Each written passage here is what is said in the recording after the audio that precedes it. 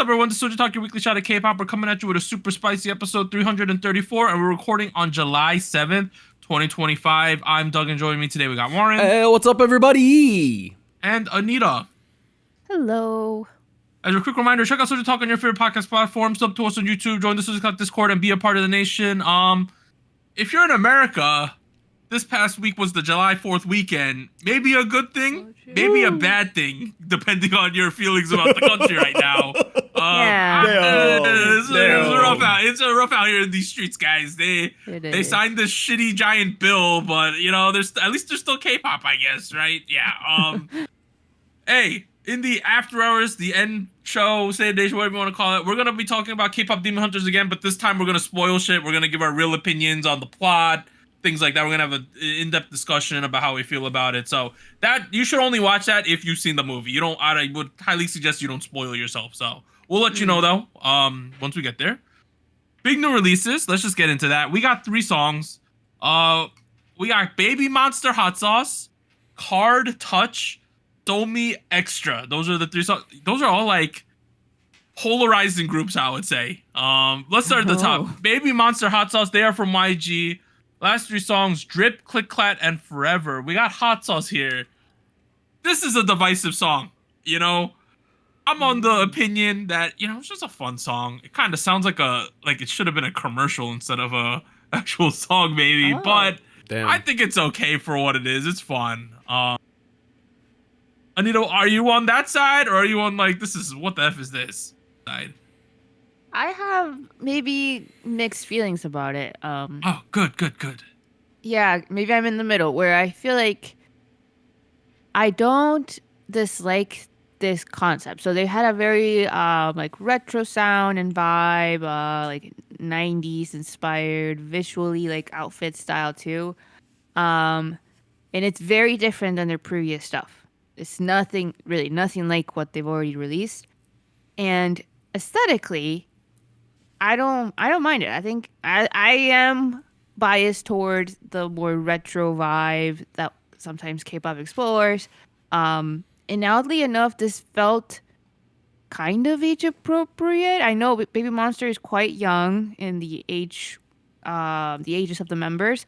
So I feel like for some reason I thought of that, of like, oh, they're young, so this doesn't feel like off to have like a more fun, more like not necessarily silly, but like the vibe of it felt like more younger, like fresh, like young.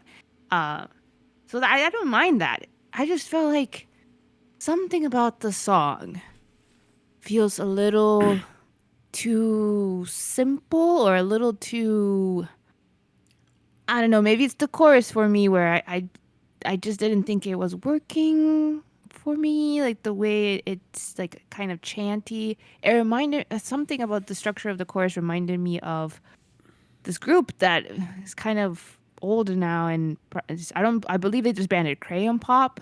Do you remember that? Okay, so I'm gonna age myself here. Let me whip out my cane real quick. Back in my day, there was a trio back in the 80s called JJ Fad. Oh, right? That was on my list. Yeah. This song this is like if you took JJ Fad and you smashed Crayon Pop in there with it. This is essentially what comes out, right? In terms of like JJ Fad's like the beat, where I see Crayon Pop is more like the K-pop quirkiness. It's kind of that those two worlds pushed together.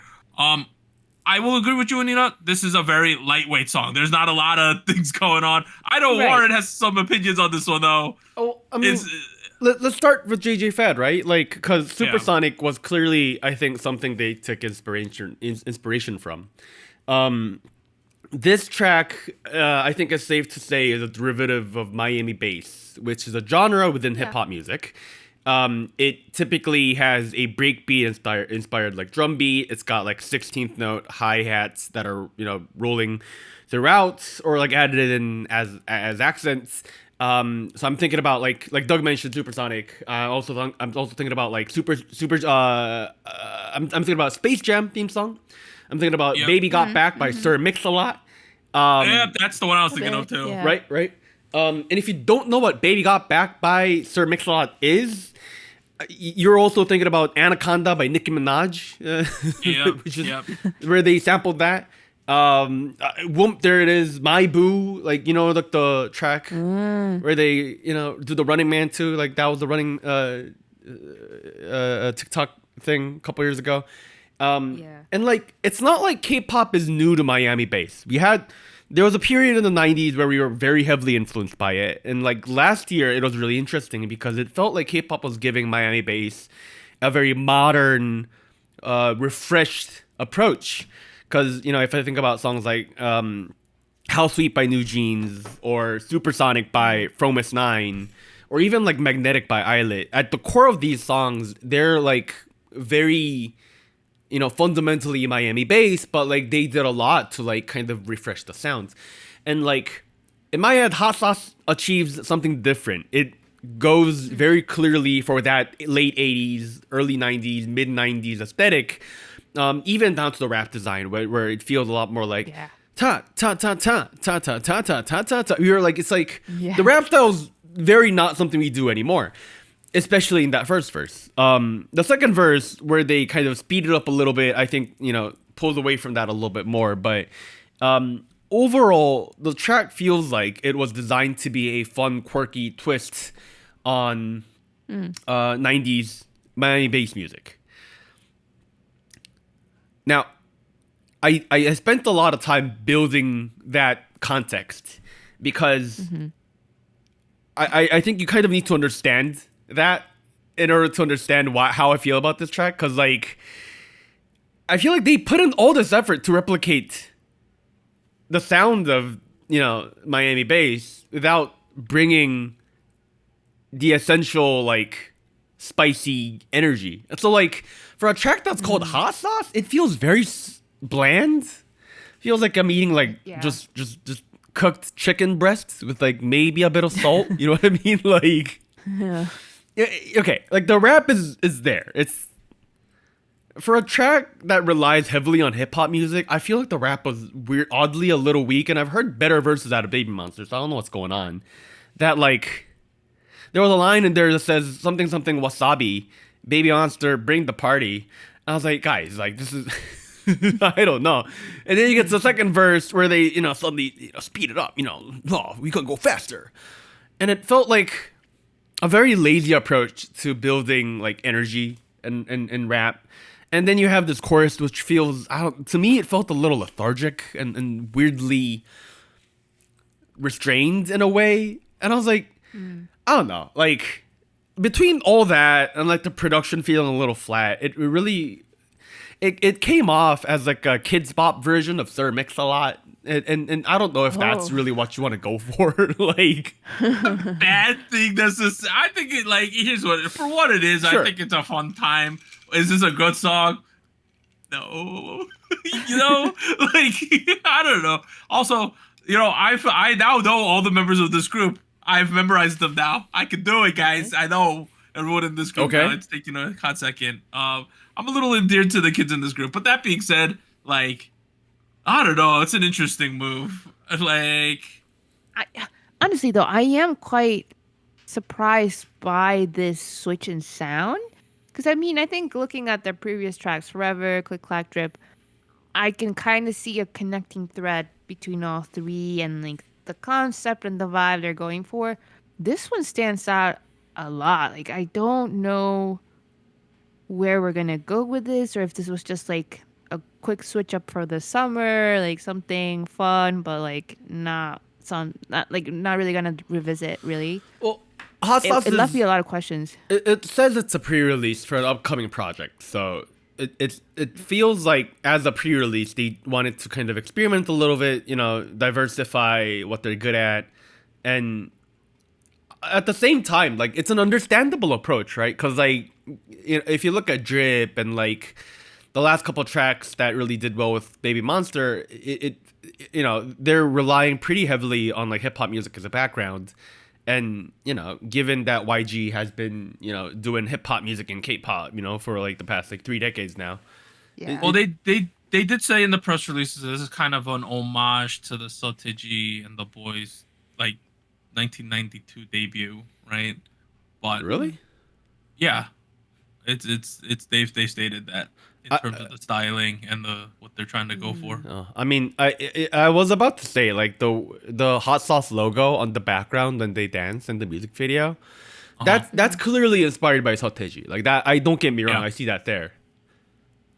Sound wise, like I don't know. Maybe Soteji didn't come to mind immediately for me. Same. I value Soteji's music like a lot. Like I don't know. I think the novelty is there. That's what I'll say. It's pretty interesting because like we haven't had K-pop try to give its honest take and like try to replicate a Miami-based sound in its like raw form from the 90s for a while now. After literally the 90s, I remember like at some point one of the HOT B-sides was like heavily Miami-based driven. I forget which one. I'll have to look that up, but there was definitely a moment in K-pop where this was relevant, and like that was because it was very relevant in mainstream American pop sounds at the time. We've kind of moved on from it, and it's kind of interesting to kind of see them kind of go back to this a little bit. And so I definitely think there's a lot to discuss there. Am I sold on the execution of it? I don't know. You know what I mean? Like, yeah. It's also interesting that it's all in English too. We didn't mention that up front, but well, true. With the song, like, it's a tough sell to me because it's like I don't hate it, right? But at the same time, like this ain't gonna push the needle either, right? So it's just kind of like there. I don't know. It's weird because as Anita was saying, it doesn't sound like any of the other stuff they did, which that's what they're trying to do here. But at the same time, they are saying that this is they say, okay, here's the thing in K-pop these days. People are doing these long form like pre-release cycles where it's like these things are technically not related, but they claim to be, what I mean by that? Like people are like, this is gonna be the pre-debut for some shit we're gonna release in like 3 months, and like time-wise they're unconnected, but they're saying they're sort of connected because they're saying that this is the first part of a 2-part pre-release sequence for the second EP, right? Yeah. They're doing another pre-release in September, and the EP drops in October. So that's 2 months away, right? So like, I don't know. I'm not a huge fan of that personally because I think it's like so far away that it's just not as relevant to it, in my opinion. But that's just how I see it. I mean, overall, though, I see a huge upside to it, right? Like it encourages more like project-driven releases. Like it encourages people to drop more like EPs and albums and whatnot. Like I think there's a definite upside there. You know what I mean? Like, I think the upside's there. Well, I guess my point is I think the upside's there when it actually is cohesive between the 3 tracks. Yeah, the connection is made. Yeah. Well, yeah. If they just like if we get to September and we have something that's not like 80s 90s theme at all, I'm gonna be like, well, that made no sense then. That's yeah. I see your point. Not that I completely agree with it, but yeah, I mean, it sets them up for an opportunity. It lets them set the table to do something interesting with this era. But if they don't, I'm gonna be like, then what the F was that, right? Like we just threw out a quirky English song randomly in the summer, right? So I'll have to be proven wrong on that going forward. I'm not condemning them for that though. I'm giving them the opportunity to surprise me there, right? Yeah, I don't got the most to say about this song. It's also extremely short too. It felt like a jingle, if anything. It feels right? really short. Yeah. It feels short for sure. So I guess that's going to be reflected in how much we talk about this song. So let's pivot, guys. We got Card now with Touch. They are from DSP. Last 3 songs: Tell My Mama, Icky, and Without You. Hey man, for better or for worse, we got Card doing Card things, right? like what does that mean? What we call it? No, everyone knows exactly what I mean, Warren. This is a Card song in and out, right? Like it has all the motifs of a Card song, and you know what? It's aight, right? I thought it was pretty good. Yeah. Okay, you guys sell me on this song because I have some apprehensions about it. You want to go first or? Sure. I mean, purely like musically, I thought the beat was pretty good. They're very much doing also. I think this has been a trend, right? Where like we do a little bit of something that we would have heard in like the 2000s, mid 2000s. Yeah. Not quite. I don't know if I want to call it Y2K really, but it feels like it belongs to that era and sound wise. Styling as well. I think you can also see some motifs of it. So I think it works for them. And like the style, the concept that they usually go for. I also feel that the chorus with Jiwoo and Somin kind of, I don't know, I think it shows their vocals well, and I think it makes the song catchy. Like if it wasn't for that chorus, I think I would have a harder time enjoying the song. So I think it works. I think the chorus makes the song work for me. Yeah, honestly, I like the chorus too. Like the whole juxtaposition of doing something a little in like minor melody and then putting that next to the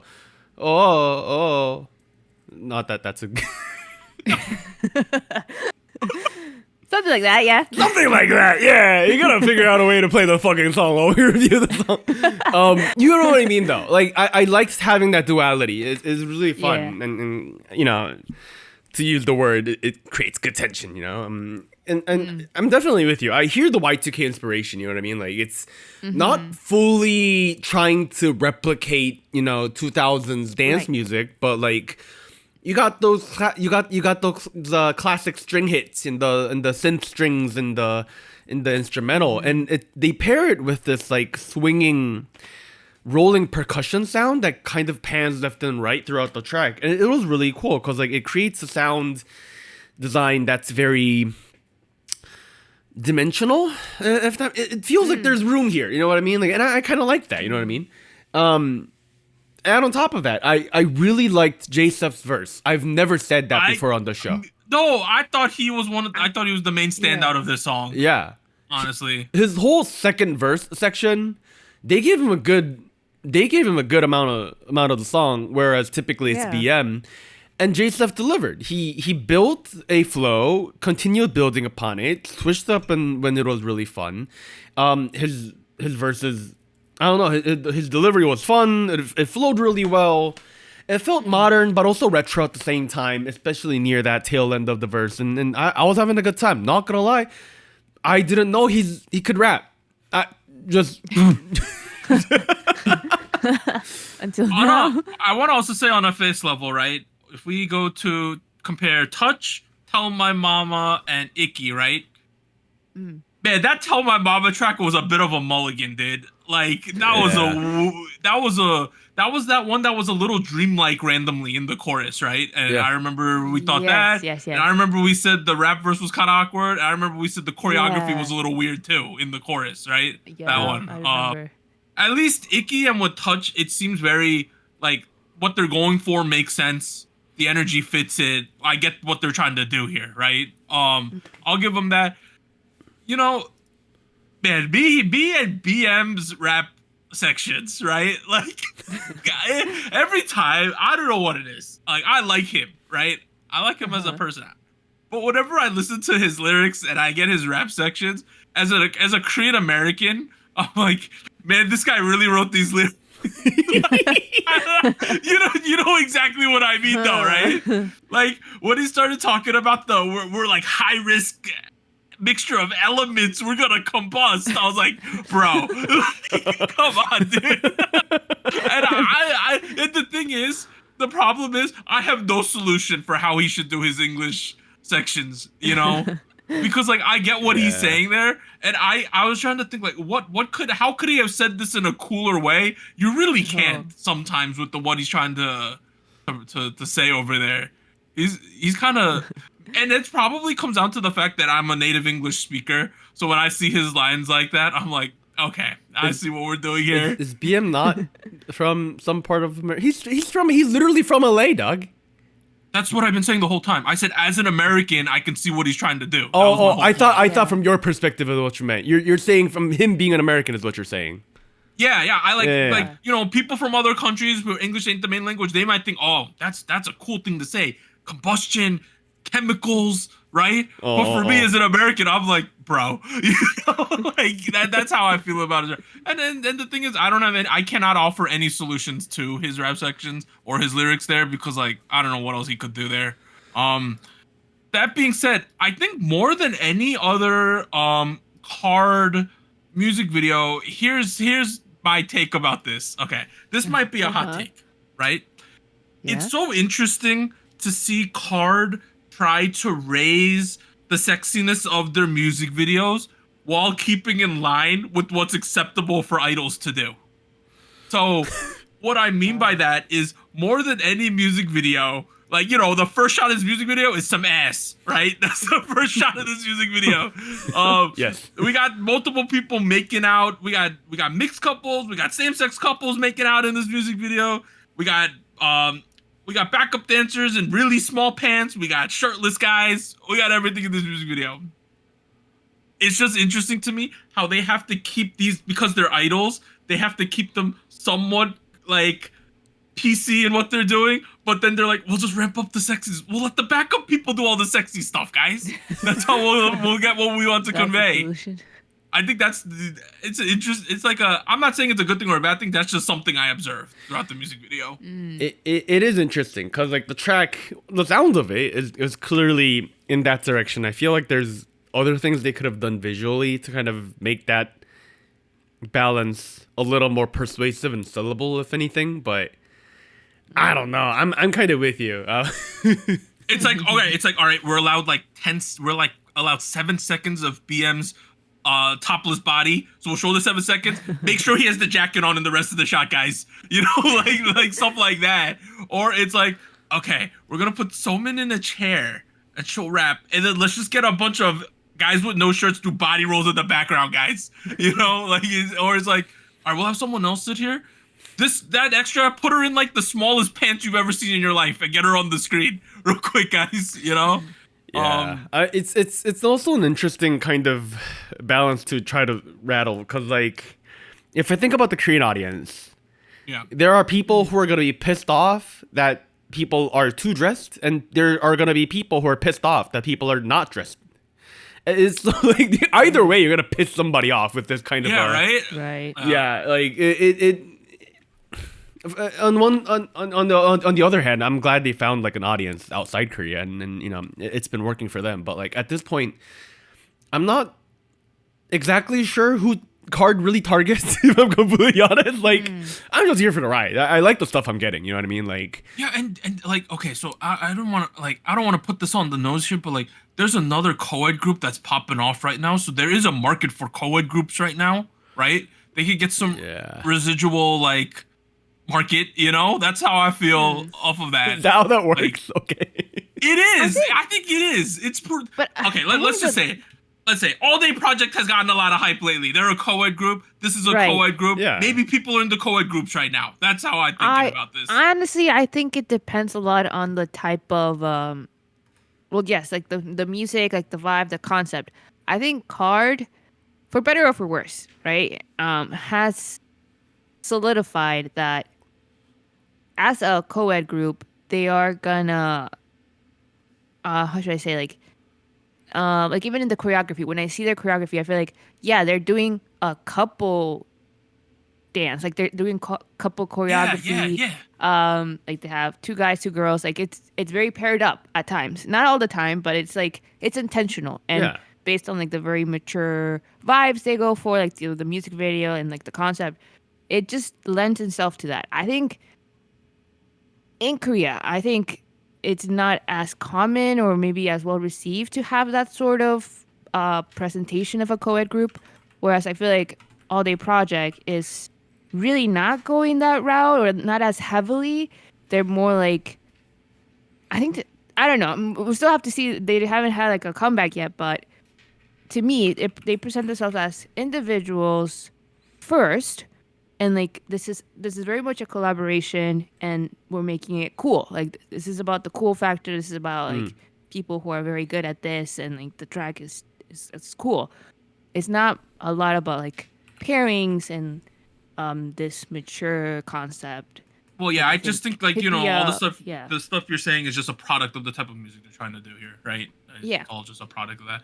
One other thing, I guess now I figured out what was bugging me throughout the music. For such a sexy song, right, that they've presented here, why did they choose to make this one of their most well-lit songs, like in terms of the lighting, like well-lit songs of their entire discography? Like, this is like going to a sexy party and they have the lights on the entire time at the party, you know? I don't know. I thought that was interesting. Everybody wanted to see BM's nipples. That's what it is. I guess so. I don't know. But it's an extremely well-lit music video for what the type of music they're doing here, right? It's alright. They just wanted to party at like 1 p.m. You know, 1 p.m. on like a Friday. We got out of class early, right? Let's get to the I mean, nothing wrong with that. You know what I mean? Like, I don't know how I like. To be fair, I thought the song's pretty good, but like, I guess what I'm not sold on is like where we go with this. Because to me, as someone who's not super into card, I see them. Like, let's not talk about the Tell My Mama song because I'm not a fan of that. But I see them doing their card stuff, right? And the entire time I've seen them doing their card stuff, I'm like, yeah, they go on tour a lot. They're big outside of Korea.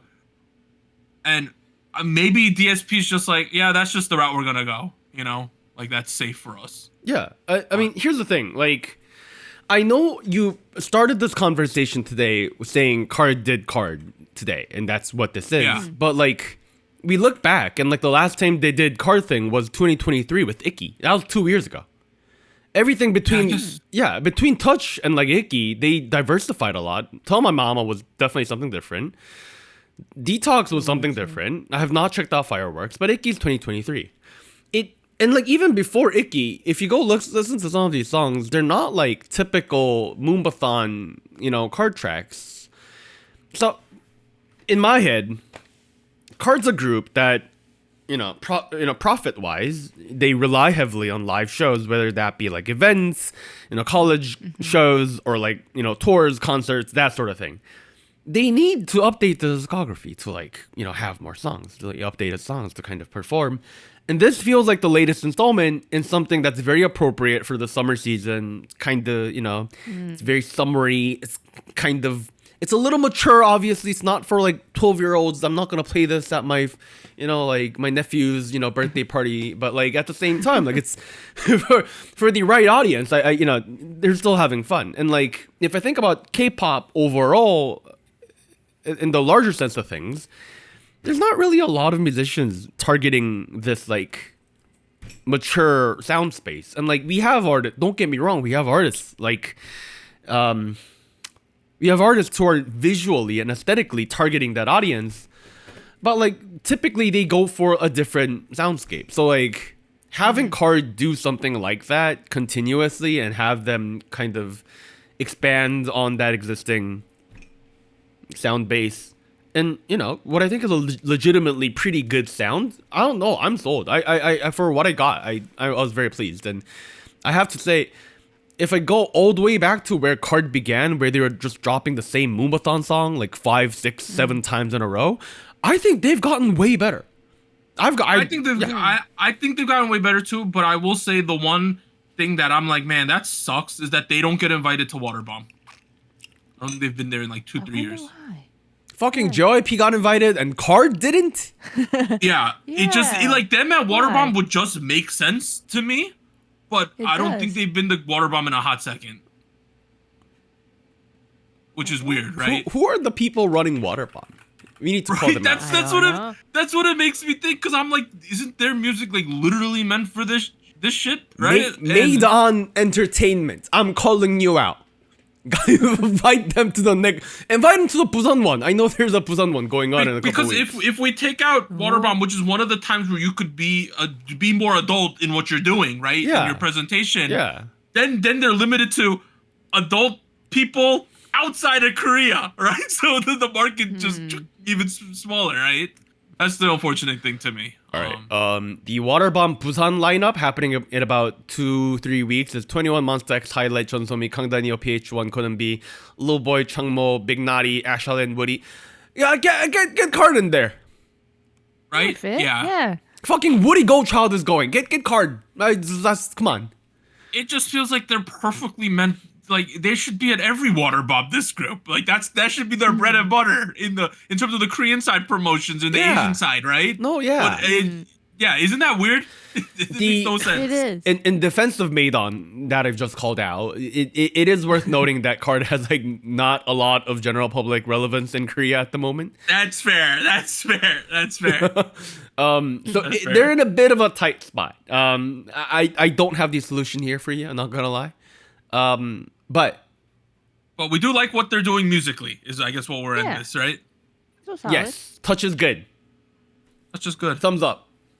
Yeah, it must be such a like tiptoeing around like the laws of K-pop, even though they're like they're marketing to not K-pop people. You know, that's such a weird like place to be in because they have to keep within the constraints, even though their audience doesn't care about the constraints at all, right? Yeah. So that's a weird business thing that they always have to contend with.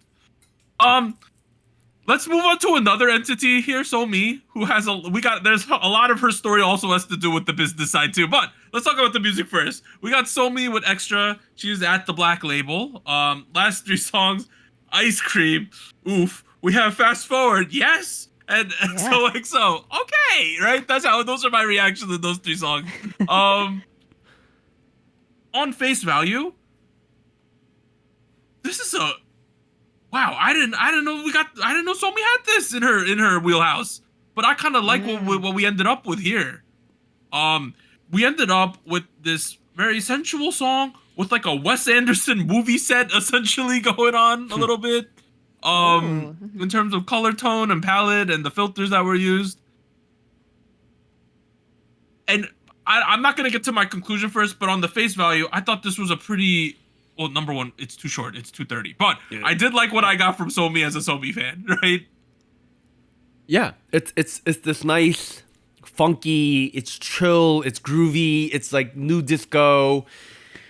It's, some people might say it's a little dated, and you know what, maybe they have a point, but like I think the fundamentals are really there, and like Somi really solves the song. Yeah, like that chorus is minimal, it's a bit of an anti-drop where they drop down and like they build into like doing that EXTRA, you know what I mean, like they do that like the stupid chorus where they spell out, they do a little spelling bee with the word extra, and like it's, for what it works, it's catchy, it's groovy, it's like the way that rhythm is built is really clever because it keeps you grooving into the next bar, and it just keeps on driving you forward. So like the track is very minimal, it's not the fastest thing in the world, it's chill, but like it's groovy, you know what I mean? Like it's just bumps, like it is what it is, And I feel like Somi does a really key job in like selling that song, where like I think her vocal tone is perfect for this. I like Doug, I had no clue this was in her wheelhouse. Just because like we get like 10 songs out of her entire discography. How am I supposed to fucking know? You know what I mean? Like haven't explored everything yet. Yeah. Bro, this is the best spelling out of the title of the song since like Fergie Glamorous did. Sure. Oh, wow. Anita, how'd you feel about Extra from Somi? I like this. I like this from Somi. I think I was a huge fan of Fast Forward, so I like that sound from her. Yes, this is not the same, but for some reason this feels kind of familiar in that way, where I feel like there was I feel like the way that it's presented, it feels very like not necessarily chic, but there was like more I think I saw a live where she was saying that there was a lot of attention to detail in the music video and like the shots they had for the set and how it fit into the song. I don't know, it felt very purposeful, like how things were done. And I like that. I like that it feels very I don't know if the word refined is appropriate, but it feels clean. It feels tightly packed. It is short. It feels short to me, and I wish we would have had a bridge or something because I really liked the vibe, and it ended abruptly for me. I think I don't know. I was expecting a little more, but from what we did get, I enjoyed it. I like the choreo. I think it has like a little bit of unconventional like K-pop type of choreo where it's a little not interpretive, but like it's a little odd. And I think it fits. I think it fits like the vibe of the music video too. The way I'll put it is like they picked awkward moves for effect and it kind of works, right? Is that essentially what you're saying? Yeah. Yeah, I don't mind it. I thought it was going to be a little off-putting when I first like I think in the beginning or a couple of minutes or a couple of seconds into the music video, we get like a shot where she like her and the backup dancers like get to the ground and they do a interesting move. I don't know. I felt like it feels odd, but I don't mind it because it felt kind of like storytelling, the way that she was presented, like a little robotic, a little like the way like the mannequins were presented and she's one of the extras, right? Like one of the fillers. I don't know. I thought it was interesting how it was done. I think it felt, like I said, more clean, like more refined. And yeah, I like it. I think I like Somi when it feels like it's more chill in a way, like where yes, there's energy, but it feels more contained. I don't know. I've been enjoying Fast Forward, and I enjoyed this. It feels related in a way to me. Yeah. Go on. Oh no, keep going. I was going to say, how did we all feel about the IOI on the nose mention at the end of her? So, okay. I thought it was too on the nose, right? I think that's it didn't even rhyme. No, the why she was putting it in there in terms of the lyrics makes sense if she actually said what the acronym IOI means. Do we know what that means? Anyone off the top of their head? Ideal of idol is what it means. Ideal of idol, okay. So she in the lyrics she's more or less saying like, but you wanted someone who's like perfect, you know? That's essentially what she's saying there. Yeah. I mean, I don't think you really need that layer, I guess. Like, because it also says, like, right, it says, try to give my hunted to you, but you want that IOI, which is 101. Yeah.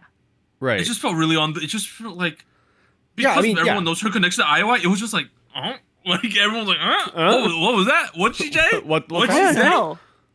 Right? Yeah. I thought if she would have just said, like, Ideal of Idol there instead, and people would have been like, that's a weird verse, and then would be like, oh, you know, I think that would have been better. Because I just felt like saying IOI just randomly there, but most people were like, huh? She said what? Right? Like, you're allowed to do that? Aren't they coming back in like a... Yeah. They're reportedly coming back next year for the 10th anniversary of the formation with... Pinky is also coming from China, reportedly. Yeah. That's where we stand right now. So, like, maybe early shout out. Like, she's like, hey guys, get ready for it. Because, like, Somi did write the lyrics. She's written as the main songwriter here for the lyrics. Okay. So yeah. So she's also confirmed in some kind of content that Extra is a pre-release song for her upcoming EP album, which is interesting because this song, until she said that herself, was not presented as a pre-release. So. Yeah. Before I found that information out, my whole narrative in my head was, right song doesn't make sense if this is a once-a-year release for Somi. Do you know what I mean? On the current Somi schedule. That was my initial thoughts about this. Was that, like, this girl releases, like, she gets, like, one song a year? Yeah. Calendar year? And although I like this song, I don't think this is doing, like, I don't think this will elevate her a ton, which I think is what we should try to do. But now that I know that it's a pre-release, if we get more Somi by the end of the year, I think this is fine then, where it is. Right, because like there is that layer of like it's a K-pop release. It needs to make money and like it needs to profit, and like, you know, in order to do that, it needs to generate some sort of discussion. You know, get people talking. This isn't really the type of song to do that, and if anything, I saw a bunch of people that were like underwhelmed, saying, "Oh, it's boring, it's uninteresting." I disagree. Where like it feels like this song is just it aims to be a chill, groovy, minimal song, but like fundamentally it's still a well-written song. I'm having a lot of fun with it, and like yes, it's not the spiciest bowl of ramen I've ever had in my life, but it tastes good. You know what I mean? Like it's got that umami in there, and like I don't know. I feel like there's plenty to enjoy about the song without having to. I think what you're essentially saying is knowing that there's something else coming. This is a great like appetizer, early starter. But if this had been just the main meal, you'd have been like, interesting choice here, right? I think from a business, still enjoy it. Yeah, I mean, yeah, from a pop business perspective, maybe, but like just purely from the perspective of needing to enjoy the song, like this was, I think, my most enjoyed song of the week. Oh yeah, me too. Here's the reality of the Somi comeback schedule, guys. You want to hear the reality of the schedule, right? Geez. If for someone like Somi, right, you released Fast Forward August 7th, 2023, right? 2023. 2023, right? Wow. You release Ice Cream sometime in 2024, non-album single by itself, right? By all accounts, I think it's fair to say Ice Cream didn't do too well. People do not like that song in general, right? No.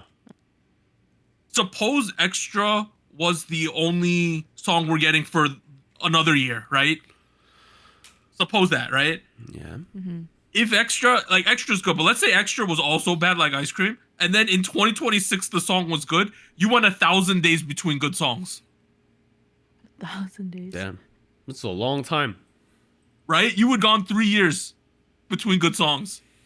So I'm really happy to now know that this is a pre-release, because although I like Extra, we need some kind of oomph song for the main song so we could get another Fast Forward level of popularity boost going for Somi. That's how I feel on a business side. And just more content. Right? Anything. We're looking for crumbs.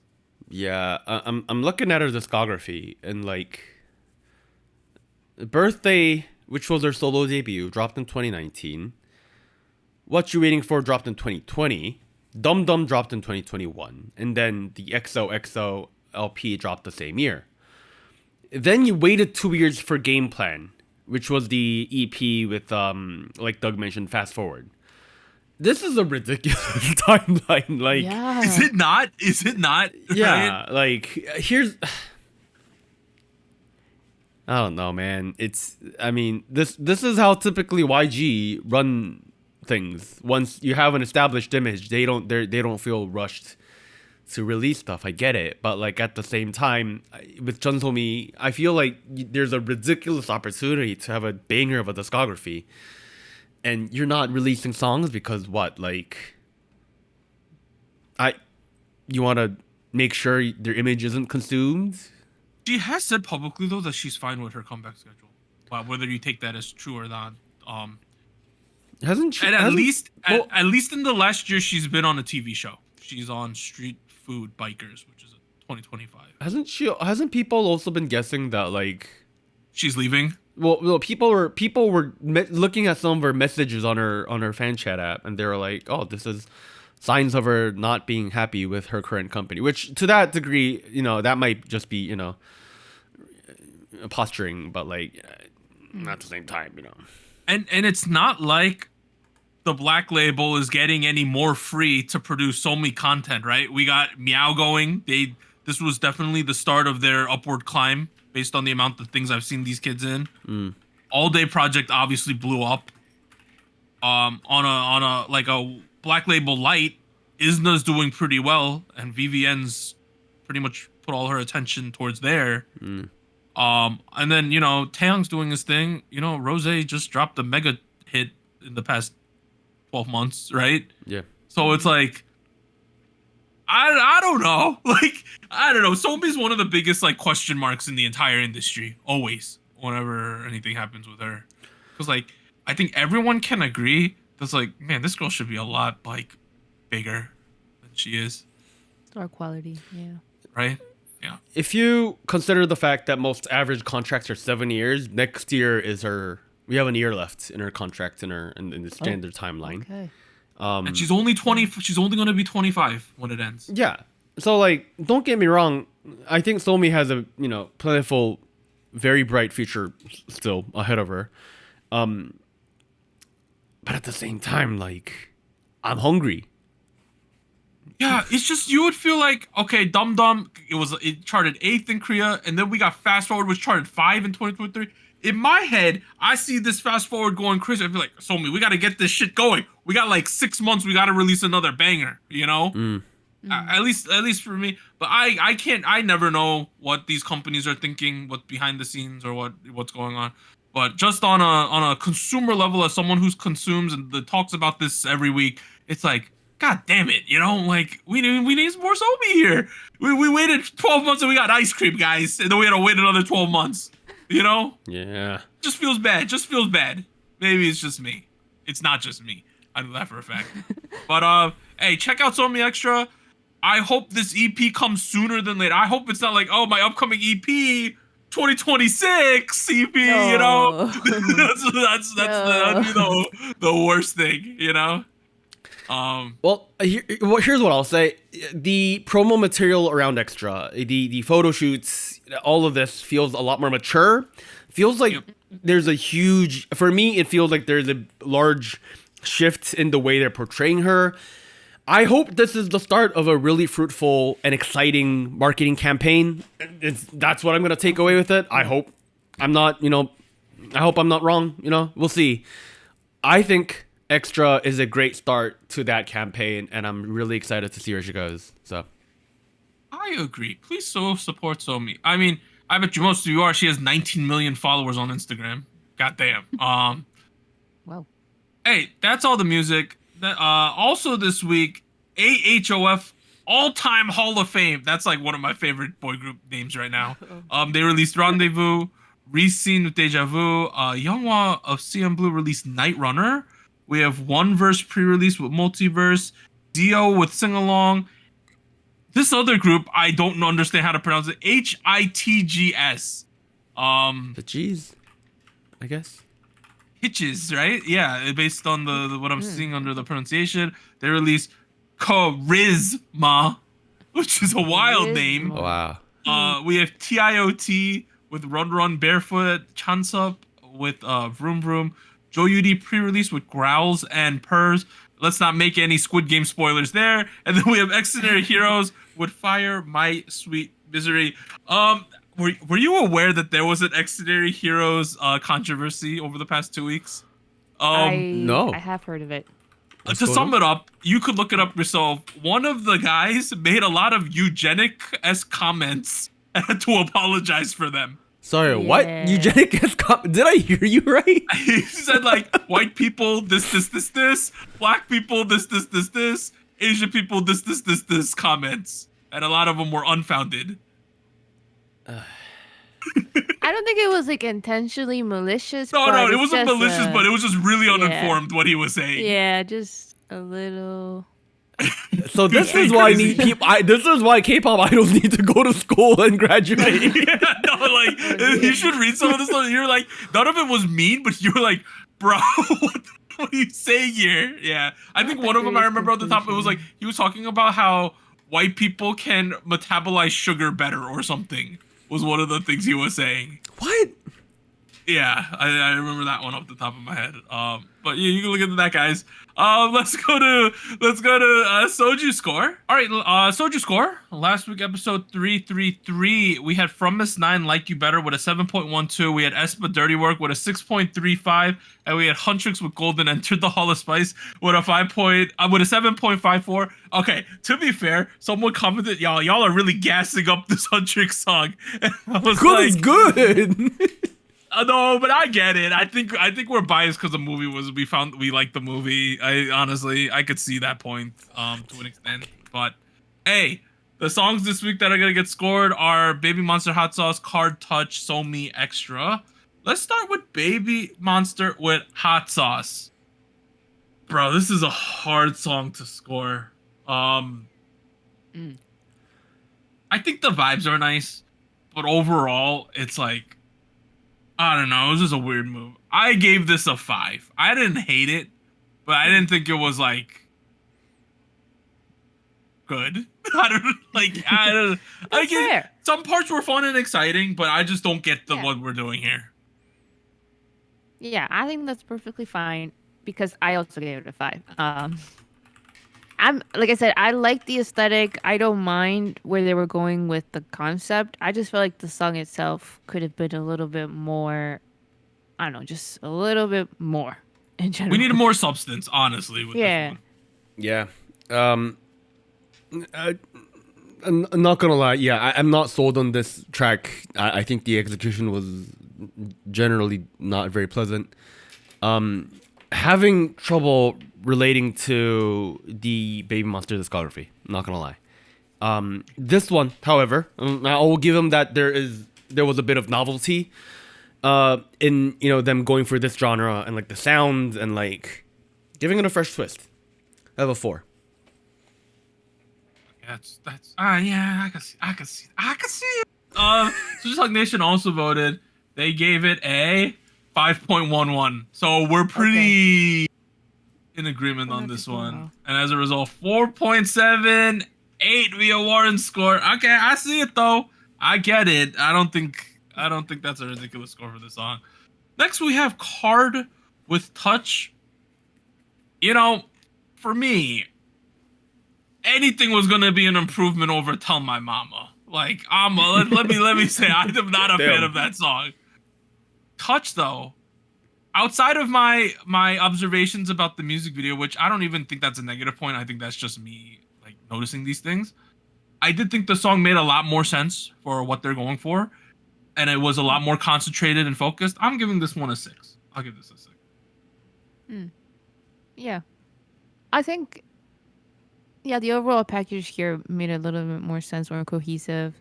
I like the chorus. I think the chorus is catchy enough. I like how they're using Jiu's and Somi's vocals, so a 6. I'm gonna be a little more positive on this one than you guys. I have a 7. Oh, nice. I thought it was all around a generally very convincing package, and not gonna lie, it's been a while since I've enjoyed something that Card put out. So hey, here we are. Hey, SojuTalk Nation, go check and vote it. 5.48. Damn. Oh, they're not. I'll let you know they're not positive about anything this week, guys. So as a result, it gets a 6.12. You know what? I can see that score. I don't think that's out of the realm of what I think this would have gotten. Last we have Somi with Extra. I think we mentioned during our review that I think as a song itself makes a lot of sense. As a song in the Somi career might not make sense business-wise, but as a song itself, I do like the song. It is my favorite song of the week, and I have been debating, does it cross the threshold to get to a 7? I still don't know. My feelings, though, is that I will leave it at a 6. That's my overall feelings. Damn. okay. I would recommend the song. I like this. I like this vibe for Somi. I'm gonna give it a 7. I'm looking forward to the live stages. I'm very curious to see how the whole choreography please put her on plays out. stuff. Please, please, and just more content. Yeah, I also have a 7. I do agree with people that maybe it sounds a little bit dated in terms of the trend cycle, but for what it needs to do, I think it does really well. It's well-made new disco. It was end of story, and Somi sells the hell out of the song, so I'm on board. Yes, Somi's doing a great job. SojuTalk Nation Go Chicken also voted for Somi's Extra, and they gave it a 5.86. Wow. Kind of negative Nancy's this week. Normally Nation's a lot more positive than us, right? Yeah. Kind of negative Nancy's, and as a result, Somi's Extra receives a 6.47. You know what? Kind of get it. This week the songs are getting Babymonster Hot Sauce 4.78, Card Touch 6.12, Somi Extra 6.47. Those are the scores. And finally, we are at show winners. Anita, hit us with them. Yeah, we have quite a few. First we have Gravity with Satnet Go. They won on the show and show champion, so 2 wins with this one. Then we have Espa with Dirty Work, 1 win on Inkigayo. Then From S9 with Like You Better, also 1 win on Music Bank. And then finally All Day Project with Famous, first win ever on M Countdown. Congrats to them. Hey, let's get it. Nice. Hey, Gravity, we got the Sticky Boys. We got the Dirty Girls with Espa. We got the I forgot about that. We have All Day Project. Hey, congratulations to all of those winners there. That ends part 1 of SojuTalk episode 334. We'll be back with the news and events from the past week. 3, 2, 1.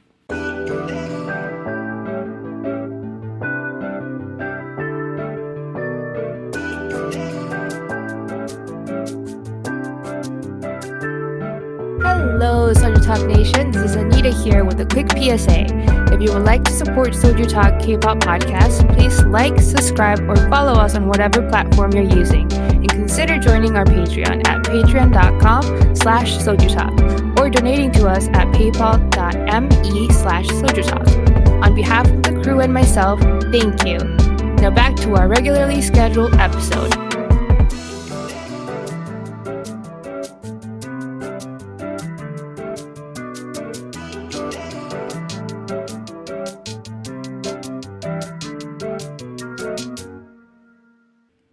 We are back at it, part 2 of SojuTalk episode 334.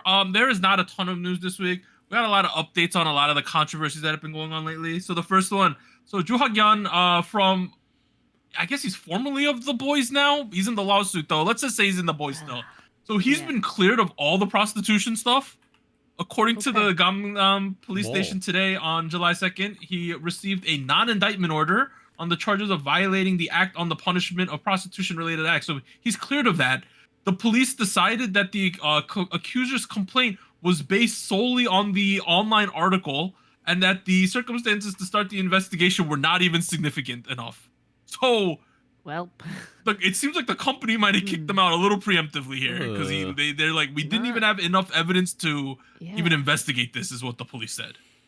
Not a great look. So if that's the crux of their argument for getting him out of the group, this seems like this is going to be a big lawsuit coming after that, right?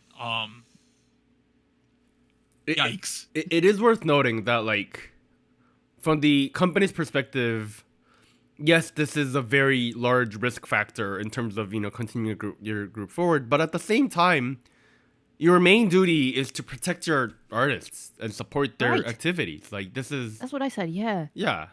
Yeah, you said that, actually, yeah. You're right. I need to agree with you for once. Yeah, it just feels a little, like, preemptive, like, action from the company to kick him out and do all of this when, I don't know, I feel like maybe it's like weird rumors pop up a lot of the time. What if you're like, imagine if you start kicking out people for the rumors that come up, Like, well, yeah, that's the precedent that I think is gonna go to court. Maybe like, was this justified or not? But who knows? So that happened. Next one is a positive news, non-controversial. BTS confirmed the new album is being released in spring 2026. We got all the men in the room. We had a live stream thing on Weverse. It had 36 million hearts and 4 million people were watching this shit apparently. So yeah, it's gonna happen. It's going to be massive. I think it's a good thing that they're taking their time with this because number one, they got to get back into dancing form. They got to get ready for that, prepare themselves. They're gonna probably take their time, get the right song, get the right people working with them. It should be pretty gigantic whenever it does happen. I mean, look at those numbers. They have nothing to rush for. You know what I mean? Like, and they're already like rich. They're already rich, so it's fine. They don't like, you know what I mean? They're chilling. They're all chilling. Next thing. So you remember this hype thing where it seems like Bang PD might have scammed people out of their stock before going public, right? That kind of thing where he knew the company was going to go public, but he was telling people they weren't. Yeah. So the police raided the Korean Stock Exchange and other related agencies to investigate the stock manipulation, screening process, security, and the necessary data for the hive investigation. So if they're raiding the stock exchange itself, they want the metadata of like where the money was moving and things like that, which means they are fairly confident there's something to be found. Okay. So this is getting escalated further, more or less. Not a good look. Getting serious. It's one thing if you raid Hybe where you're like, oh, maybe they had weird emails and they're stupid and they did it publicly on like a Kakao Talk or something. But once you start raiding the stock exchange for the financial information and stuff, you know it's pretty serious there, right? They're looking for something. Yeah. Yeah. Well, good luck with that, guys. Also, the controversial Scooter Brown transition out of Hybe America CEO role will explore further ventures. So he is not going to be in the Hybe America CEO role anymore. Bye. I'm not gonna miss you, man. Yeah. Hope I don't have to talk about you on the show anymore. I got another oof here. Hypen's company reveals that individuals broke into the group's dorm and illegally recorded them. Huh? Oh, what? The suspects were arrested and are under police investigation right now. What the? So they. Oh, that's so creepy. What? And apparently, this is the second time this has happened. Second time. I don't think the word creepy really captures this. Like it's severely disturbing. Imagine you're an Hypen lad. You had 3 schedules and a practice. You guys come home at like midnight. 2 a.m. You go into the room to change. You're waiting in line for the shower because there's so many dudes, limited showers. And then you hear like someone in the closet or something, dude. Oh, that's so like you hear a noise in the closet or under the bed or something. It's fucking that's terrifying. Yeah, dude, what the fuck? Seriously. What is this the second time it has happened? Yeah, I don't know what we're doing about security, but like, come on. Disturbed. Yeah, so I see in the Twitter thread someone said they gotta move or like up their security. They gotta move. They gotta move. They gotta move, man. Like. And you're telling me we can't have Hybe, like, we can't have remote security cameras outside their house and someone at Hybe, like, watching it, when they get triggered and stuff? Yeah, that feels like basic. Yeah. Monitor. Fucking gross. Oh, I'm glad nobody was hurt and things are okay, though. Yeah. Okay, so the next thing. The Hybe Music Group. So the full umbrella is going to open and they're hosting a mega audition cycle. So a new stage is opening under Hybe, like the Hybe umbrella. They're kicking off its first ever Hybe Music Group audition, where applicants can apply to all 8 labels, including Big Hit Music, B-Lift Lab, Pledis, KOZ, Adore, and more, with just one audition. It is open to all genders and nationality. You have to be born after 2007, and it's the submissions are gonna run from July 14th to September 7th. So this is the umbrella audition. Wow. You could apply to all of Hybe at once. I wonder, does that increase your chances of actually being casted then? Because you're... Maybe, but this just seems like a pretty big deal, right? That it's like the whole umbrella's auditioning now. Huh. I wonder how it's going to work out, but yeah. One of the things we got out of the Minijin Adore Hybe disaster was that... was how trainees are kind of dealt with in the background and the audition process and, how asset management plays into that. So given we have that kind of context, it's interesting that this is a thing now. So I guess this is a step away from what they did in the past to kind of, pull their resources kind of into one single umbrella, which now makes me question whether we need this multi-company model, but like at the same time, like, for right now it works. So I'm not going to complain about it too much, but it's an interesting shift. What I like though, from a trainee standpoint, 2 things. Number 1, it's cool that you can apply the groups, and I'm hoping that the trainees get better fits with the company if they get in, because a lot of the times. Right. You read like this trainee was at these 4 studios and it just didn't work, and then they end up at the 5th one and it fits and it works, right? So at least here, when we have all these options, it's like, oh, this guy more hip hoppy, and they're like, oh, KOZ, he gets into KOZ, that makes sense. You know what I mean? Hopefully they could do a better job there, because some of the time these trainees are just like so desperate to get into anywhere that they apply to companies that they don't fit in, but they're talented enough to just pass the auditions, I feel. So I'm hoping this is better for the mobility of the trainees getting into the advantageous positions for themselves. Yeah. Better match. Interesting shift. Yeah. Hey, I bet you all these people who are at these other companies who are pretty good are like, bro, get me out of my trainee contract right now. I need to apply to this. Like, like imagine you're like a 17-year-old. You've been at some of these other companies for like 3-4 years, and you're like, I don't know about this place. I don't know what we're doing. and you see this, I'd be like, bro, get me into that audition. Holy crap! The thing that was on the back of my mind while the whole Eugene Zenji's thing was going on was like, what about the current trainees at a door? Like, I know, it's so awkward, right? Yeah, it's so awkward. I'd be like, get me out of here! Like, yeah. Next thing. So Kakao Entertainment has been cleared of charges of unfair music distribution fees. We covered this like 6 months ago, where the rumor was that anything under Kakao was having to pay less money in the distribution fees. But the Fair Trade Commission in Korea ruled that they were not doing that. They were not discriminating against other companies. So it's over for that. So, hey, this is like the first positive thing about Kakao Entertainment in like a year. So, yay, they beat their lawsuit. Yay, I guess. Hey, next thing. Hey, so Blackpink is doing their concert, right, guys? I'm not gonna spoil much more of this. They're doing their concert, and they're performing that new song that's gonna come out. The music video is gonna come out in like 4 days, called "Jump." It's an interesting song, guys. If you want to be spoiled, it's all over the internet. You can go find it. They might be removing the YouTube videos of it, but you can find it on Twitter. Yeah. Well, the official release is dropping on the 11th, so I mean that's only a couple days away at this point. So it's a very festival-y song. I was kind of surprised that they went that route. I kind of like it. You know what? I have a lot to say about the track, so tune in next week for our discussion. Yay! We also got right here. Hey, Your Idol by the Soja Boys is on the Billboard Hot 100, guys. Nice, good. Wow, good. Additionally, I saw a statistic today that EJ, the lady who sang the Rumi part, is the 10th most streamed female artist in the world right now. Oh wow. Oh wow. That's crazy. Something like that. Which is kind of ridiculous, is it not? Like, that list had like Taylor Swift and Ariana Grande, and she's the 10th person on the list. Damn. Wow. Yeah. Let me see if I can find that one real quick. It's crazy because like Soja Boys, they debuted and like they got what, like Artist of the Year, and then they suddenly disbanded. So like the Yeah, look at this right here. Most streamed female artist on global Spotify, July 6th. Look at the rest of the list. Look at this list. Taylor, Billie, Karol G, Lana Del Rey, Ariana, Lady Gaga, Sabrina, Rihanna, and then EJ. That's crazy. Yeah, that's insane. That one song really boosted her, It's crazy. Yeah. Okay, I got those.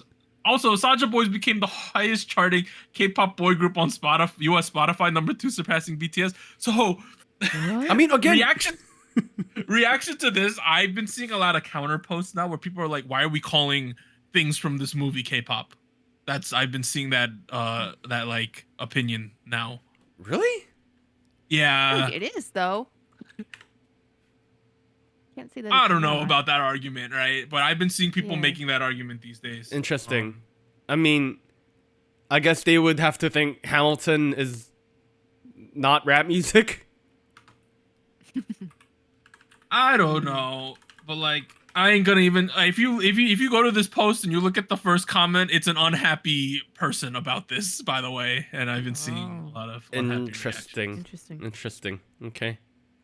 Hey, Huntrix, Golden, 81 on Billboard Hot 100 as well. So it's absolutely wild. Next thing, so Mod House. Oh, y'all like some Triple S? Now we're getting Triple Dudes. We got 24-member boy group, IDDNT. It's happening, guys. They're introducing the group. There's probably gonna be NFTs. That company has to now manage Artemis, Triple S 24 members, and now this boy group 24 members.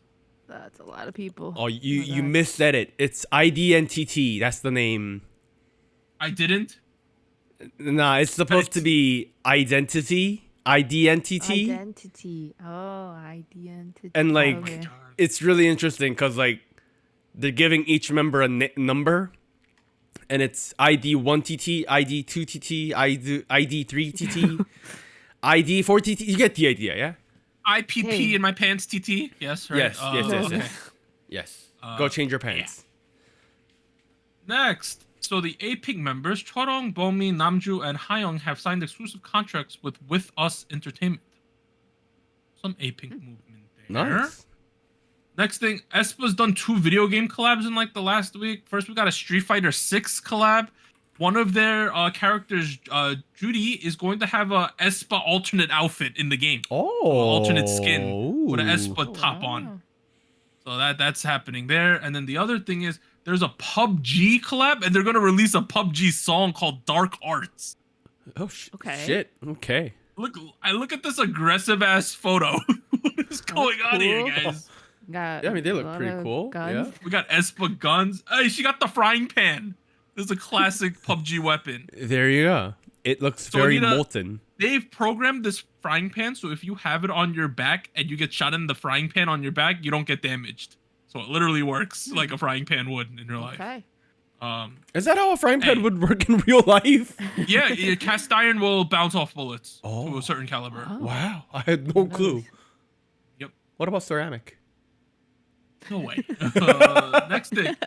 Hey, this person might not be an idol, like, specifically anymore, but I feel like Anita would want to hear this one. Have you seen this, Anita?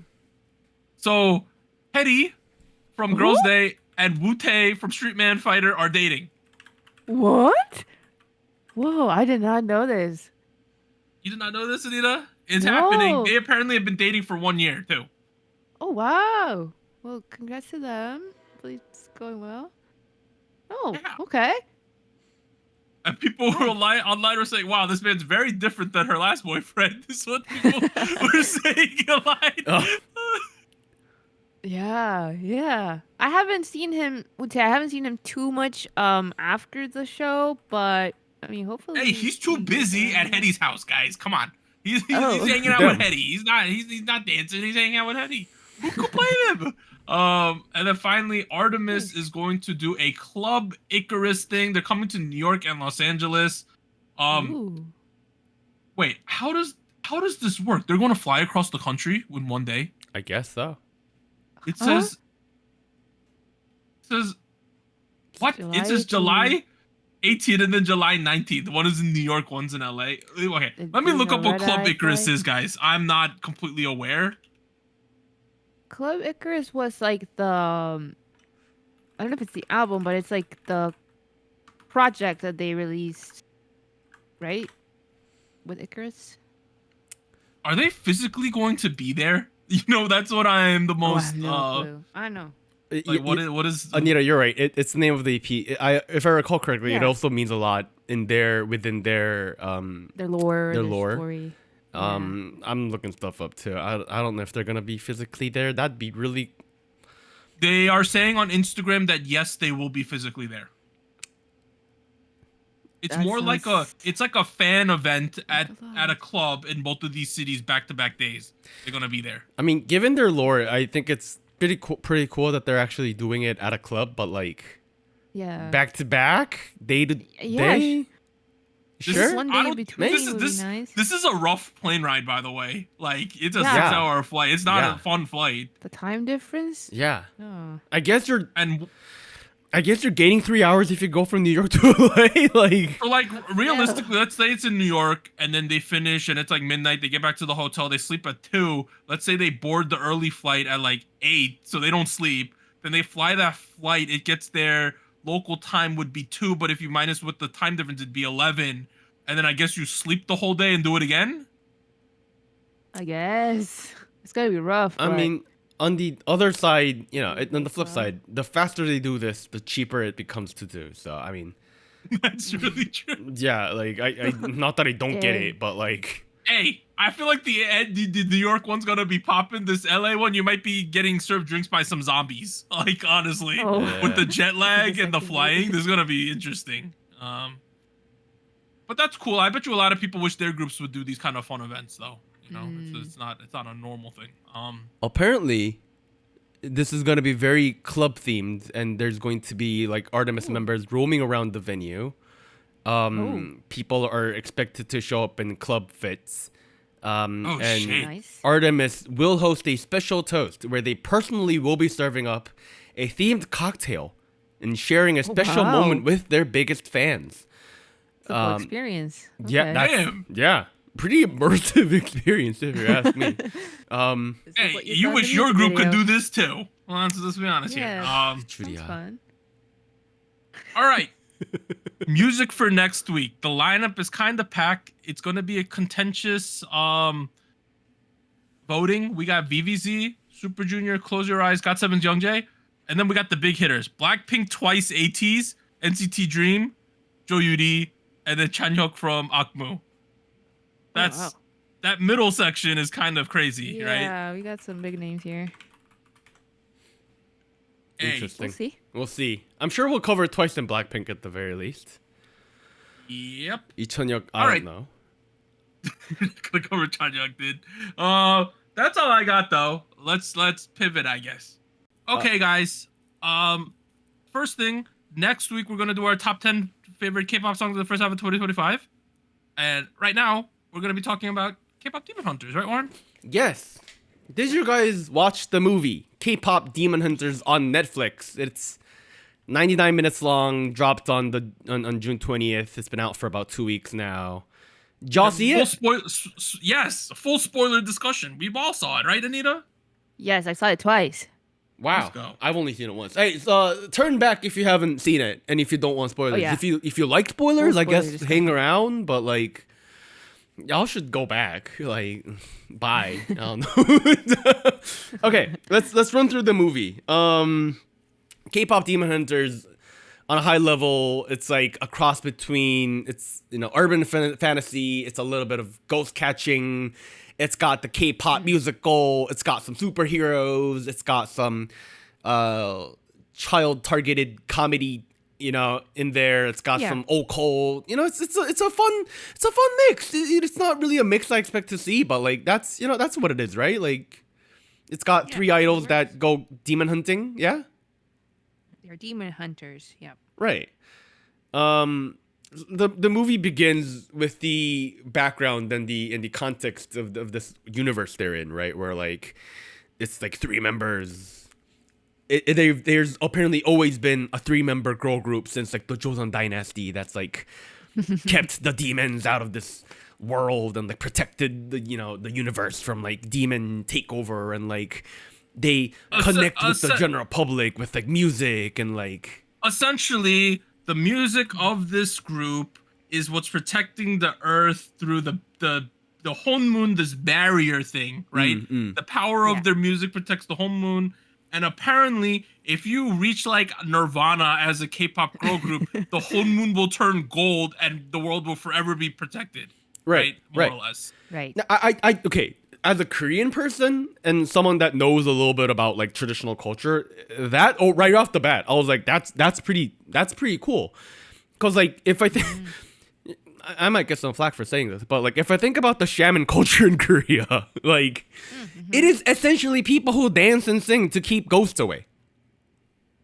Yeah, that's true. Yeah, like sure there is a couple folks who will like take money from CEOs of major K-pop labels and tell them what to do with auditions and like that kind of. Sure, they exist, Minijin, but like it is also a legitimate part of traditional Korean culture, and like their music has been passed down in terms of like being something that's performative, being something that wheels off ghosts, and like make sure everyone has a good harvest and like that sort of thing. So like this idea of like musicians who keep ghosts away, that's not like, it didn't come out of nowhere. Like to me, that's already impressive. You know what I mean? Like it's like, damn, someone did their research. You know what I mean? Like that's pretty dope. Yeah. That's pretty cool. Yeah. So Huntrix they're gonna release their golden song, which they think will make the golden Honmoon thing, right? That's what they're expecting. Right. But then the main character, Rumi, starts to kind of suffer the side effects of the fact that she's half demon, right? Damn. And then we're like, oh my god, what's going on? And okay, they also introduce the lady who's more or less her caretaker, the lady who formed this current group, Huntrix, the Celine lady. I don't like this lady, guys. What was like? She kind of felt like to me, like some of the motifs she's hitting at throughout this movie. It kind of felt to me like she's the stereotypical conservative Korean authority figure of this movie. Stick to the status quo. Hide yourself. Don't let them know. Yeah. Don't express yourself.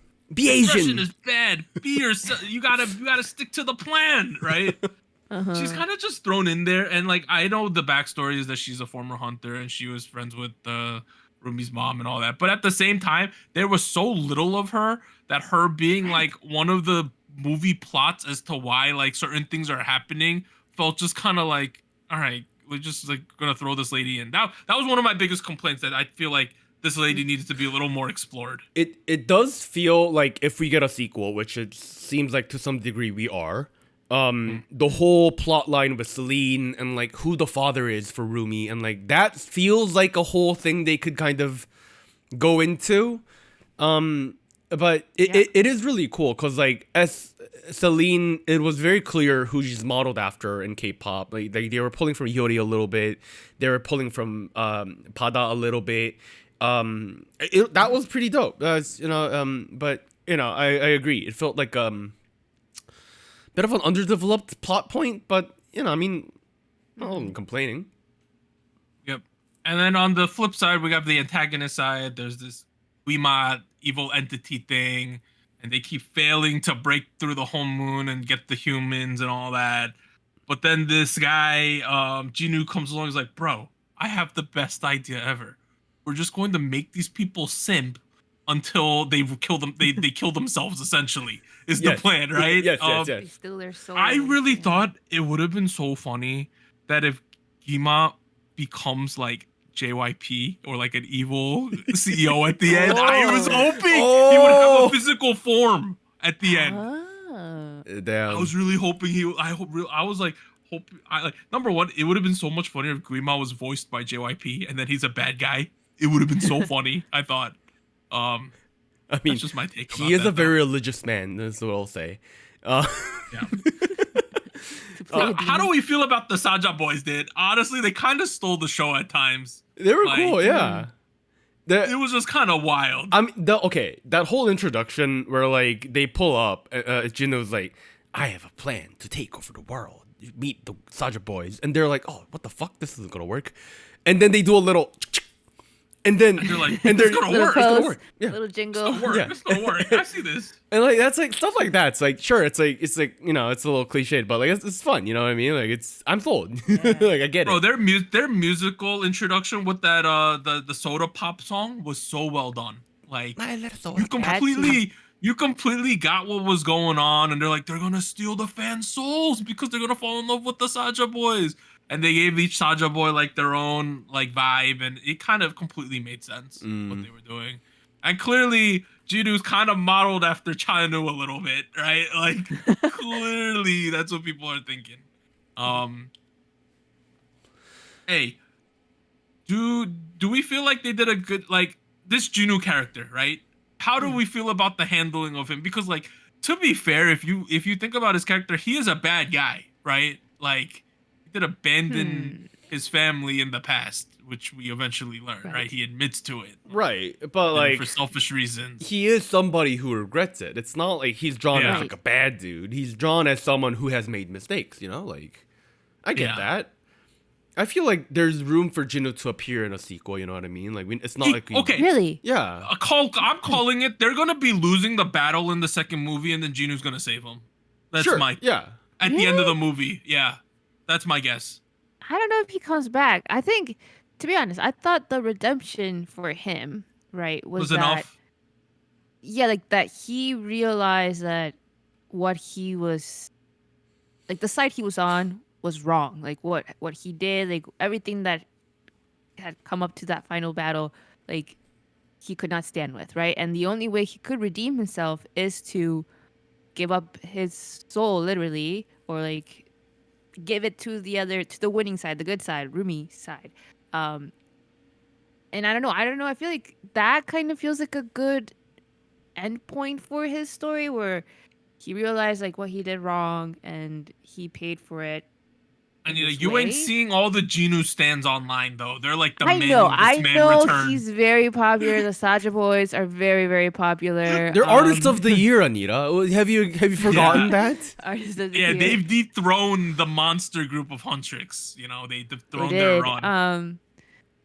I think I'm not against it. I just feel like to me, it would just have to be a very elaborate plot point to bring him back. Like it would have to really work and make sense so that it feels justified to me, at least. They'll write some bullshit anime way to bring him back, Anita. Come on. Yeah, this isn't. Don't get too deep, man. He's so popular. I think they kind of have to. Like. Yeah. I don't know. One thing I liked while we're on the topic of Jinu, like, so during the movie, several points, Jinu sends two messengers, the tiger and the little magpie. the bird, magpie bird. The magpie. They're apparently their names are Duffy and Susie is what their names are. Duffy being the tiger, really? And Susie being the magpie bird.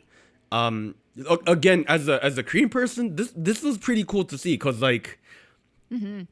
Seeing a tiger and a magpie together in like traditional folk Korean drawing illustrations is like that's a very common motif. Like a silly tiger and like a smart magpie is like. Wait, what are you saying the tiger's name is? Because I'm seeing his name is Derpy. Like. Oh, is it not Derpy. Duffy? No, it's Derpy. Oh. I mean, it says Duffy in Korean, so I don't fucking know. Oh, it's Derpy. That's what the director says. Is it Derpy and Sussy? Is that the name? I think so. I know it's Derpy because even on Netflix store, you could buy the Derpy plush. Okay, Derpy and Sussy are the tiger and magpie.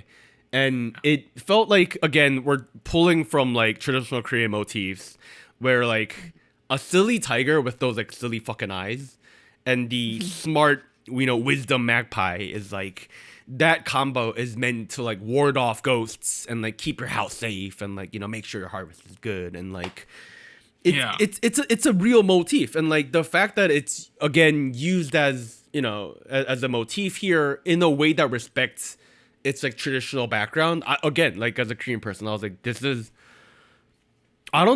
impressive. They did their research. Like this is I remember once back in the day looking up like Korean tiger photos because there used to be a lot of stories where there's still tigers in the DMZ, right? Back in the day. But hey, whatever these dudes were smoking back then before they drew these tigers, they all look derpy as shit. Yeah, dude, that's intentional because like the tiger is meant to be derpy as hell because it's meant to be satirical on like the government at the time. That's like, oh, like they're this powerful but way stupid. more High sense. class. Yeah. Bro, Warren, 15-year-old me was like, why are they all so weird looking? Like, no. It's supposed to be thinking. comedy. It's supposed to be satirical comedy, what it is, but like This makes way more sense. So this is called Jakhodo, Jakhodo. If you want to look it up, it's a real thing.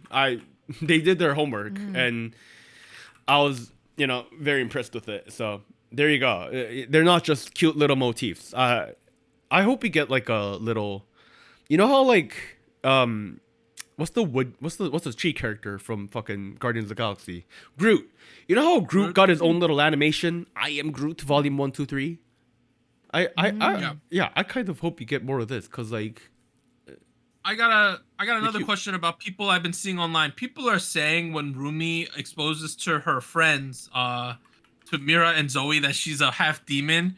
People was like, bro, if they were really homies, they would have been a little more accepting than they were of this.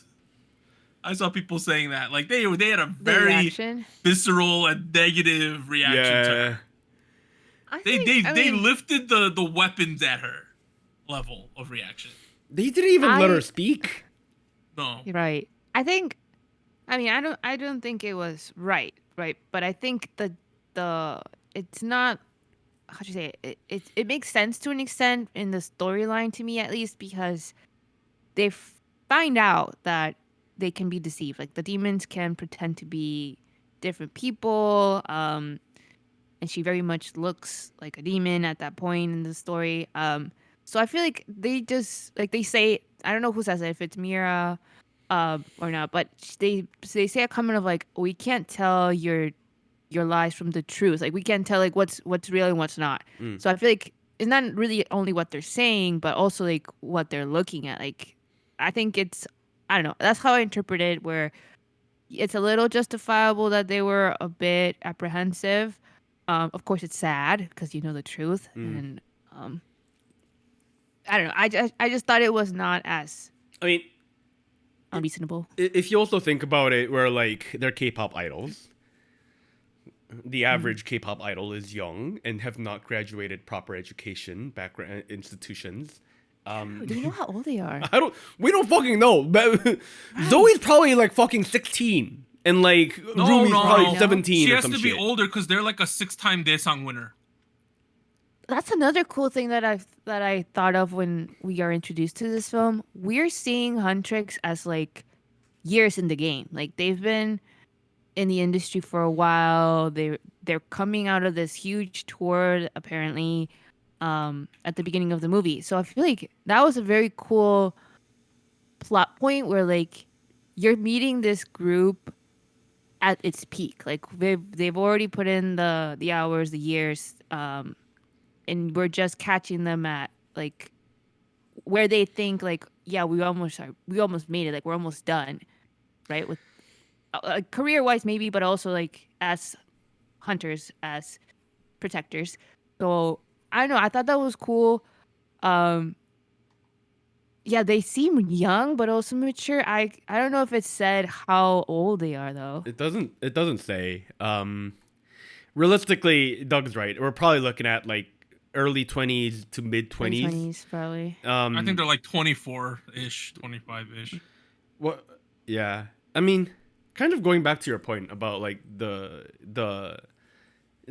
two members, Zoe and Mira, being so shocked that Rumi is like, basically has tattoos up her sleeves, is like. Now, I also do consider the fact that like they've never gone to a bathhouse together. They've probably never seen her fucking bare arms. I know, right? I've seen Doug's bare arms and Anita's bare arms, and I don't even see Anita's face when he does a fucking podcast. So like, I'm sure at that point they're like, oh shit. Oh yeah, this is why I've never seen your arms. Fun fact: we do not see Anita. Like we do not. Fun fact: if you didn't know, if that's surprising. It's just like true. Yeah. Same thing as what the listeners get. Yeah. But it was kind of interesting where near the end of the movie, the final before we get into the final arc, per se, is like, Rumi's lost. She's like she doesn't know what to do. Her two friends aren't there anymore. She goes back to like the Dangsan tree, the big what's the word? Celestial, spiritual tree that protects everybody. Where there's graves around her. And she has this conversation with Celine, and Celine's like, "No, you gotta fucking calm down. Keep it together, you little shit. Like, yeah. put your clothing back on, you little fucking." and then Rumi's like, "No, like, let me go." Like, and she's like kind of lost, and she's like not sure what she's gonna do. And then we jump back to like the concert for Soju Boys, this guerrilla show, to where they show off their real selves. And suddenly, Rumi's like figured her shit out. Yeah, and apparently there's a concert hall on Namsan Tower. Apparently there's a venue over there. I was about to say. How did everybody make it up there? That's also crazy. Yeah, dude, have you got in the line for the cable car? It's a pain in the ass to get up there. Nah, they had to get rid of the cable car to build the fucking. Okay. Yeah, but she instantly figures out her shit in about 5 minutes. Yeah. She's like, I'm fine with being a demon. And then the friends are like, yeah, we accept you too. Yeah. And then they fight and they win. And it's like, okay. And then Gino's like, you're about to lose. I have found inner peace and I accept my past mistakes. And I'm going to sacrifice myself. It's like, this is all kind of happened within this one song. Like this is a 3-minute span. Yeah. Here's the thing though. Yeah. I do feel like, yes, we're making fun of all these like plot points, but like at the same time, like it's kind of convincing, it's kind of persuasive because like no, it makes sense. Yeah, it makes sense. On one hand, yes, I'm aware of the medium, and I'm aware that this is like animated, primarily targeted towards children's movie, but at the same time, like I feel like the songs do so much of the heavy lifting of like keeping this relevant and keeping this grounded, and like it adds almost to this urban fantasy-esque atmosphere. And you know what I mean? Like, sure, we could keep going on about these like terrible plot points, but like you have fun despite all of it. So like that's dude. When you're in the moment and they're singing the song, you're like, bro, anything could happen. I'm having a good time right now, to be honest, I could overlook a ton of plot points. How do we feel about the romance aspect of this song too? It's like I've met you for 2 songs and we're in love, you know, a little bit, you know. They should have. They should have kissed more. Is that what you're saying? People have been making that argument too online. With this patch in the background, that's what should have happened. Oh shit! I also heard. I thought it was convincing that they didn't for the same reason, right? Like they haven't really known each other that much, and they know each other for about 2 5-minute conversations. Sometimes romance doesn't need time, man. Sometimes you just make out. But like it's a demon and it's a demon hunter, right? So I feel like there's still also that line of like. Well, sure, but like it's a demon and a part demon. You know what I mean? Like she might be like, oh shit. Can they trust each other? I think that was still a part where like we weren't quite sure until the end, until we knew exactly what side Jinwoo was on, and then she gets betrayed. But I feel like, to me, it felt okay to not really push it that route. They didn't need have like a final kiss or anything. It was too quick. Right, for the speed, and also something that is mentioned between their conversation between Rumi and Jinwoo. He's like hundreds of years old. So like he's been around for a while. That's true. He's like 400 years plus. So I mean, of course, visually he doesn't look it, but I just thought like nothing wrong with like, that. Anita, if anime. A 400-year-old Chinu want to make out with you, I feel like you'd make out with him. Just saying. Just saying. I doubt it. Just saying. At least Jino looks like he's an adult. You know. True. They look about the same age. Yeah, that is true. It'd be one because like I'm thinking about all those animes where like there's a girl who looks like she's like fucking like 11 years old, and they're like, no, she's actually 2,000 years old. That was not the plot point. That was not what they were trying to do. I don't think. What was that? Yeah, it's not like Rumi was making out with baby Saja, dude. At least it wasn't that. You know, like that would have been weird. Well, Warren, which anime? I'm trying to think. Bakemonogatari, where I'm diving deep. Shinobu apparently is like 600 years old. Look it up, and she's like a fucking 7-year-old. Yeah, all right, that's not what's happening here. Come on, yeah, yeah. Even though that's like my favorite anime, I know it's weird. Yeah, it's like that says a lot about my taste. Monogatari is like my favorite shit, but you know, I get it. It's weird. It makes no sense. There's toothbrushing scenes, guys. Come on. Let's keep going. Hey, overall though, I had a good time. I thought it made sense. There are a little. I mean, some people are saying the movie's cringy. It knows it's cringy. That's the thing. It knows it. K-pop is cringy, guys. We know this. Come on. That's why we're here. I don't like. Warren mentioned to me that there's like shit going behind the scenes with Sony execs and how this was distributed and a little bit weird. And some people were sandbagging, and the animators might have left for Netflix or something. I don't know how, but I feel like the number one things that talks is money. This is doing extremely well. Netflix sees that. I feel like somehow there will be more use of this IP. Yeah, Netflix likes to make sequels when money's involved, as you have seen with Squid Games, you know? Think about they're on a crazy run, right? Black and White, Hookback Yorisa last year, right? Yeah. Devil's Plan was the talk of the town for a hot second. Yeah. We have this shit, we have Squid Game, all within like 12 months, you know?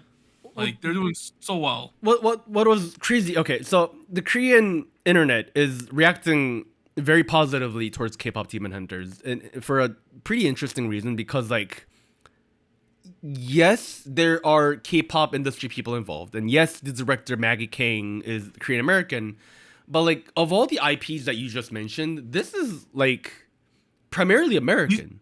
Yeah, this is the least Korean of those. Yeah, this is like, don't get me wrong, Korean American is like still ethnically Korean, but like this has none of that like Korean industry moving behind it, other than, you know, the K-pop being thrown in here and there. And I feel like this does a really good job of two things, right? One, it really captures Korea in a very natural way. Like, it sits in the background and, you know, comes into the foreground when it needs to. And it doesn't feel like it's like overdoing itself, overcorrecting itself to make it be like, oh, it's Korea. But like, yeah, like it sits in the background and you're like, yeah, that's Seoul. Like, you know what I mean? Like, that's how people in Seoul are. And then, so that part of it was really cool. And the other part of it was, I forget what I was going to say. Just that one point is really cool is what I'm saying. Okay, sorry. The second point was that it's made by these primarily American folks, and you don't really get that often. So it's like a really cool kind of perspective view. It's a really cool way to see how non-Korean people view K-pop and view Korea as of right now. And, for the most part, they feel like they are really well represented in this show. There are like stupid little memes that are like floating around in Korea that are like not floating around in the West at all. Like there are scenes, for example, where civilians are wearing down jackets, and then there's a guy next to him wearing t-shirts, and like there's a whole bunch of people who are wearing jackets and t-shirts, and like you can't really tell what season it is. And like within Korea, that's a meme where like, oh, people are always wearing, you can never tell what season it is based on, you know what I mean? That's a meme in Korea, and like that's reflected on the show. So like small details like that, yeah. Right, there's like small details like that leading up to like the fucking like chakodo, traditional folk art motifs that I talked about that really make it impressive for like from like our perspective, and I think that's what really keeps it grounded and really interesting. And like sure it's a kids show, but like at the same time, like there's something for all of us to enjoy, you know what I mean? Like yeah. Yep. Hey, go check. Everyone's already checked it out. Who's listening? I don't have to tell people to go watch Hopefully, it. If you watched the whole spoiler thing. Hopefully, you've already watched this shit. Hey, good movie. We had a good time. Let us know your opinions. What parts did you think were great? What parts did you think were weird? I think they did a great job overall. What's your guys' favorite song off of the movie? I'm vanilla. I think Golden's the best song. I agree. Golden?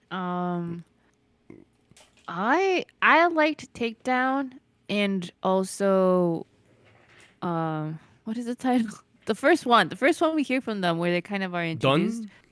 Done. How it's done. Yeah.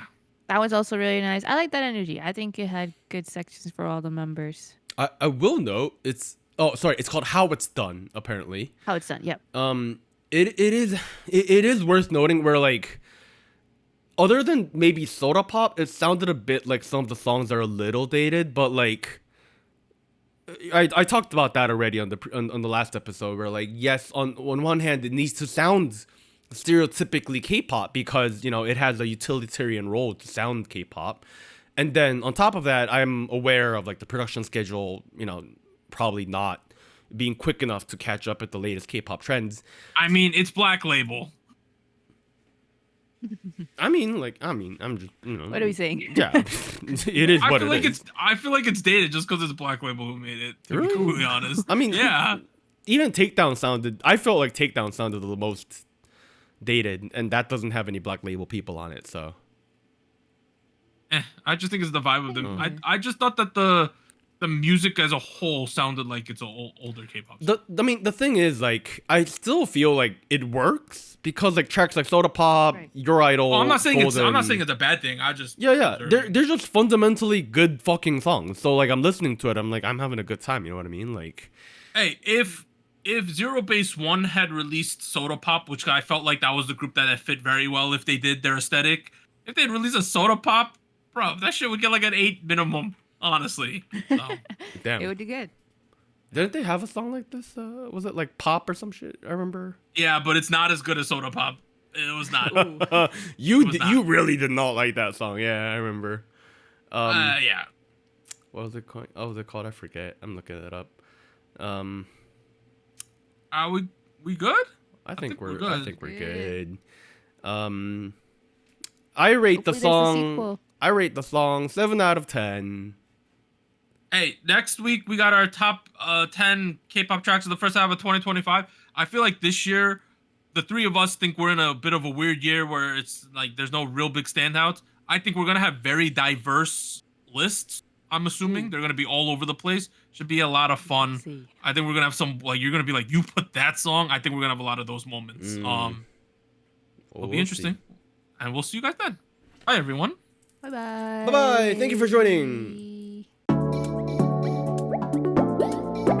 And here's an extra special shout out to all of our Fiesta Patreons on patreon.com. Bagel, Charles, Cotton Ball, Ellie, Gogu Mama, Honey Pools, Incoming Snail, Liam's Games and Toys, Natalie, NJ Parks, South Texas Once, Siu Sumi.